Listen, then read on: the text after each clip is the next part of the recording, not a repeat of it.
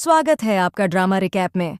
आज हम लेकर आए हैं क्वीन ऑफ टीयर्स के 10वें एपिसोड का पूरा एक्सप्लेनेशन हिंदी में।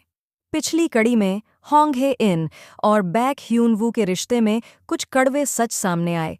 क्या वे इन मुश्किलों से बाहर निकल पाएंगे या उनकी कहानी एक नया मोड़ लेने वाली है? चलिए जानते हैं। हे इन की हालत और बिगड़ती है। एपिसोड की शुरुआत होती है होंग हे इन के अस्पताल में बेहोश होने से। डॉक्टर बताते हैं कि उसके बचने की संभावना दिन ब दिन कम होती जा रही है। बैक ह्यूनवू उसके बगल में बैठकर उसकी हालत देखता है और उसकी आंखों में आंसू आ जाते हैं। वह उसके हाथ को कसकर पकड़ता है और कहता है, तुम्हें मेरे लिए जीना होगा हे इन। लेकिन हे इन की आंखों में कोई हलचल नहीं होती। परिवार में बढ़ता धोखा, दूसरी तरफ होंग ग्रुप के भीतर गहरी साजिशें चल रही हैं।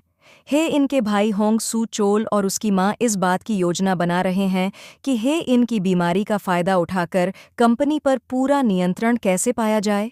ह्यून वू को शक होने लगता है कि हे इन की बीमारी के पीछे उसके अपने ही परिवार का हाथ हो सकता है। ह्यून वू की खोज। इस बीच बैक ह्यून वू एक गुप्त रिपोर्ट हासिल करता है जिसमें हे इन की बीमारी के पीछे छुपे कुछ राज सामने आते हैं। रिपोर्ट पढ़ते ही उसका चेहरा सख्त हो जाता है। अगर यह सच है तो हे इनको खतरे में डालने वाला उसका कोई अपना ही है। वह यह जानने की ठान लेता है कि आखिर उसके खिलाफ साजिश कौन कर रहा है। सबसे बड़ा खुलासा एपिसोड के अंत में ह्यूनवू को एक सीसीटीवी फुटेज मिलता है जिसमें एक अनजान व्यक्ति हे इन की दवाइयों में कुछ मिलाते हुए नजर आता है। वह फुटेज लेकर सीधे हे इन के पास जाता है और कहता है, अब मैं जानता हूं कि तुम्हें कौन मारने की कोशिश कर रहा है। हे इन धीरे से आंखें खोलती है और कमजोर आवाज में कहती है, कौन?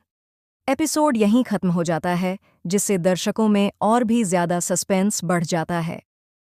Dramas recap outro. तो ये था क्वीन ऑफ टीयर्स का 10वां एपिसोड। आगे की कहानी और भी ज्यादा इमोशनल और रोमांचक होने वाली है। जानने के लिए चैनल को सब्सक्राइब करें और वीडियो को लाइक और शेयर जरूर करें।